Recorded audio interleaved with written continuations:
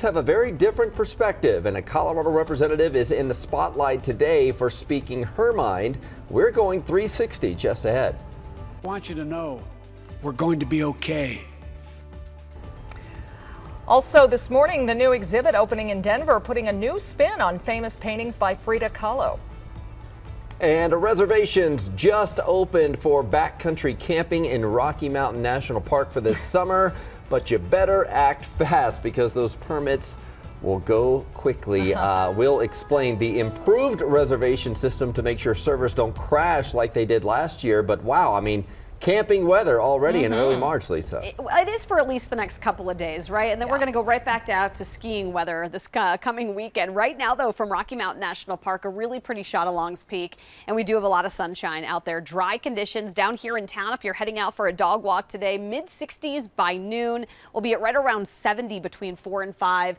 Another really nice day. We hit a high of 69 yesterday, so today is pretty close to it. It's warm down across southeastern Colorado, mid to even upper 70s there.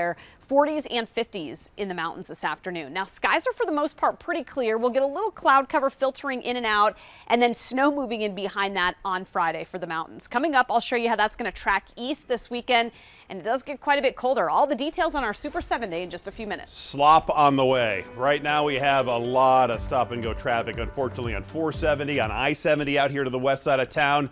So if you got off I-70 and exited there at Colfax and you took that around by Heritage Square, get over at Highway 40 right by that hotel and the gas station, and you take that Highway 40 right to the top of Lookout Mountain, you'll avoid this traffic jam. Take a look at it from the CDOT camera over there where it's barely moving, coming in from around 6th Avenue Colfax. So look at the drive time, 45 to 50 minutes now, just sitting on I-70. So there is a way around it. It's going to save you some time. This is another trouble spot down on C-470. So heavy from Kipling. From that camera, you can see that express lane is fully blocked up. It really backed up traffic. We only had one lane open for some time. So that's going to take some time to get cleared. And still looking at a lot of stop and go traffic through the Denver Tech Center, north side of town, I-70, earlier problems there, and a new problem right now on I-76 on that westbound side, trying to get past Federal.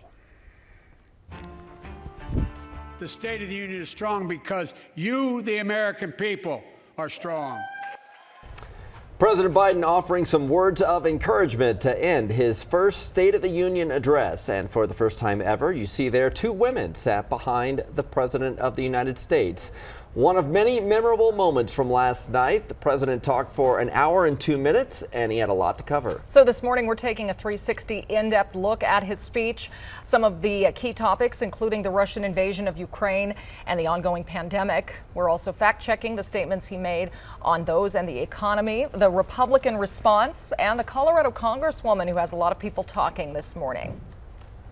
The conflict in Ukraine was front and center during the president's speech, and just this morning, Ukraine's emergency service says at least 2,000 civilians have been killed in the war that lasted for 7 days now.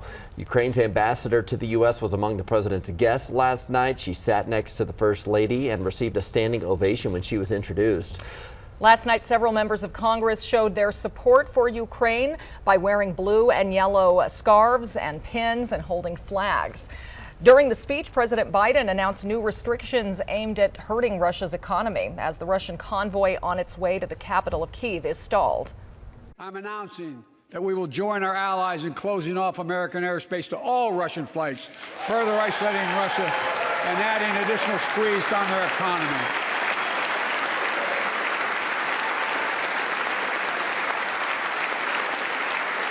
He has no idea what's coming. The president is also outlining his plan to emerge from the pandemic. He says his administration will work to keep offices and schools open. He also called on Congress to end the political divide of the virus. Let's use this moment to reset. So stop looking at COVID as a partisan dividing line. See it for what it is, a god-awful disease. Let's stop seeing each other as enemies and start seeing each other for who we are, fellow Americans. Starting next week, Americans can order more free COVID tests, and the president has said his administration is working hard to get a vaccine authorized for kids under 5. In the Republican response, Iowa Governor Kim Reynolds criticized the president's record at home and abroad. We're now 1 year into his presidency, and instead of moving America forward, It feels like President Biden and his party have sent us back in time to the late 70s and early 80s, when runaway inflation was hammering families, a violent crime wave was crashing our cities, and the Soviet Army was trying to redraw the world map. Reynolds says reckless government spending triggered inflation, and Democrats mishandled the pandemic by imposing overly restrictive mandates. She called the U.S. withdrawal from Afghanistan under the president's watch disastrous. In response to Ukraine, she said the president's approach to foreign policy has been too little, too late.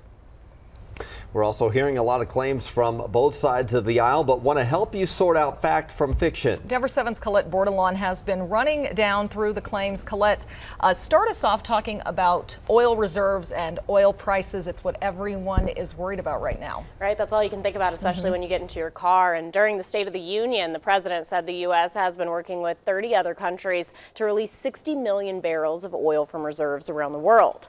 Half of that is coming from America. Of course, the hope is to lower gas prices and slow inflation, but there's still a lot of energy anxiety surrounding the Russian invasion of Ukraine. Oil prices jumped $5 just yesterday to a level not seen in more than 8 years. And gas prices in Colorado are up 6 cents from last week before the invasion. Some forecasts suggest we could be well into $4 a gallon this year. Sticking with energy, Biden said his clean energy agenda would cut costs for families by an average of $500 a year while combating climate change. But that needs some context. Those savings won't be seen for almost a decade. That estimate is from a nonpartisan research group that looked at how new regulations on the federal and state level could cut greenhouse gas emissions and the impact that would have on American households through clean energy tax credits. And that's only if Congress passes a major clean energy bill. And of course, COVID came up in the State of the Union, with Biden saying the new CDC guidelines, where most Americans can go mask-free, is an encouraging sign. And thanks to the progress we've made in the past year, COVID-19 no longer need control our lives. I know some are talking about living with COVID-19, but tonight I say that we never will just accept living with COVID-19. Those new rules from the CDC are based on hospitalizations, not community transmission rates. And while hospitalizations are dropping off, deaths are still high. Live in the studio, Colette Bordelon, Denver 7. Thank you, Colette. New this morning, Representative Lauren Bobert is not backing down after interrupting part of the president's speech. She tweeted this morning defending her actions for her outburst while Biden was calling on Congress to pass legislation to help injured Iraq and Afghanistan war veterans. A cancer that would put them in a flag-draped coffin. I know. That was the exchange. Bobert blamed Biden for the 13 service members who were killed during the U.S. withdrawal from Afghanistan. She also arrived at the Capitol wearing a shawl that read, "Drill, baby, drill," support for more domestic oil and gas production. Denver 7 spoke with Colorado Congressman Jason Crow after the speech, and he had some harsh words for fellow Representative Bobert. We've known for a very long time that Lauren Bobert doesn't know what she's doing. During a moment where the president was trying to honor our fallen as the commander-in-chief, a very somber moment that both Republicans and Democrats were recognizing and reflecting on. She took it upon herself to sow politics and try to interrupt the president's speech, which was entirely inappropriate. We have a complete rundown of Biden's speech as well as more fact-checking on his statements right now on thedenverchannel.com. Well, have you booked your spot yet? Because summer reservations for overnight backpacking and camping at Rocky Mountain National Park started at 8 a.m. And in the past, these reservations have been so popular, they've overwhelmed the system. Denver 7's Jessica Crawford is joining us live now. And Jessica, you looked into how those issues have been resolved. Very good news for all the nature lovers out there and for the people who have been waiting a long time for this. So starting at 8 a.m., so just about 9 minutes ago, you could start logging on to recreation.gov to be able to sign up for the Rocky Mountain National Park wilderness permits. And from what I'm seeing, this website appears to be moving much faster and things are going much better than they were last year. Jimmy Funkhauser remembers his first time backpacking.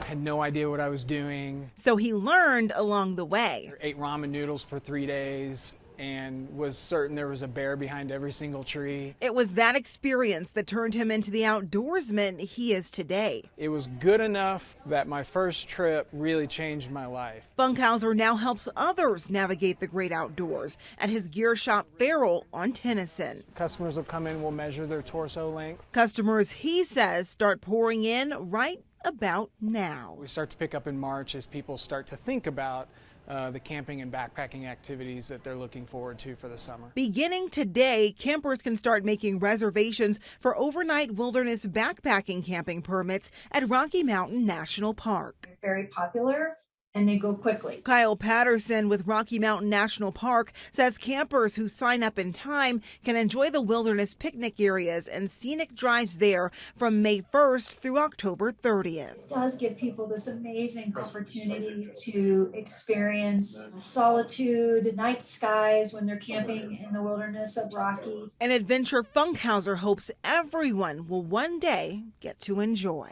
Colorado was built for those adventures, and if you live here, that's what you should be doing. And if you can't access recreation.gov, then you can try to go ahead and get a walk-up reservation starting on April 3rd. But do be aware that if you do take that route, you run the risk of there being fewer campsites available to you. Live in Denver, I'm Jessica Crawford, Denver 7. Thank you, Jessica. Good news for Marshall Fire victims in Louisville, how the city is helping them save on costs while they try to rebuild. And a new immersive art exhibit is coming to Denver, bringing the works of an iconic artist to life.